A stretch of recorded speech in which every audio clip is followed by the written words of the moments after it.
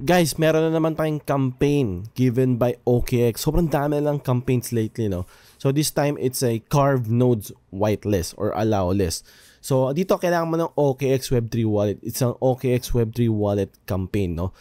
Previous campaigns ay nasa OKX exchange. Dito naman, it's a Web3 wallet, no? And I highly suggest na gamitin yung Web3 wallet ng OKX kasi yun yung pinaka beginner-friendly feature pack na wallet na makikita mo, no? Talo yung MetaMask, talo yung mga ibang wallet.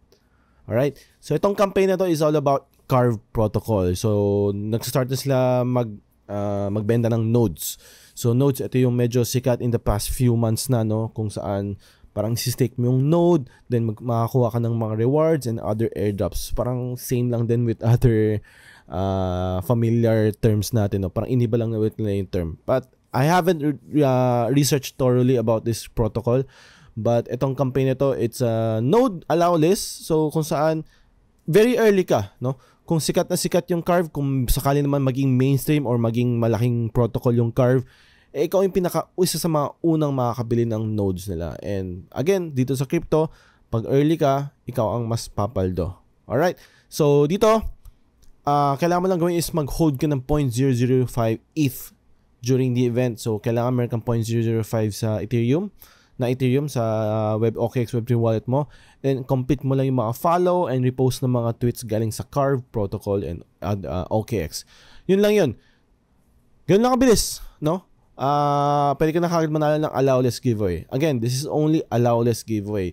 In NFT terms, this is just whitelist giveaway.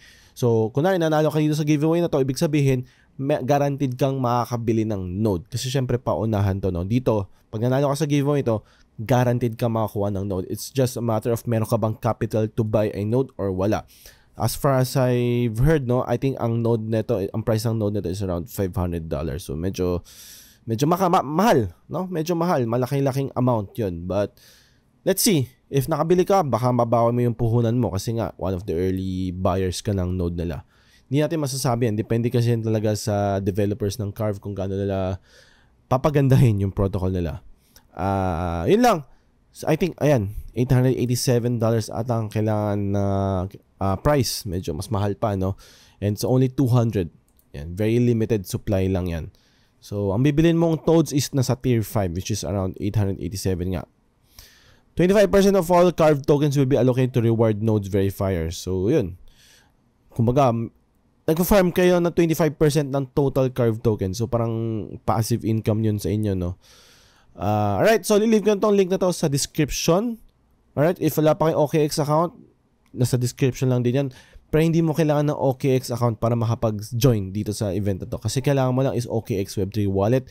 And hindi mo kailangan gumawa ng account sa OKX exchange para makagamit ng OKX Web3 wallet, no? Hindi mo kailangan. Very, very independent yan of each other. Right? So, if nakatulong to, subscribe. And yun lang. Bye-bye.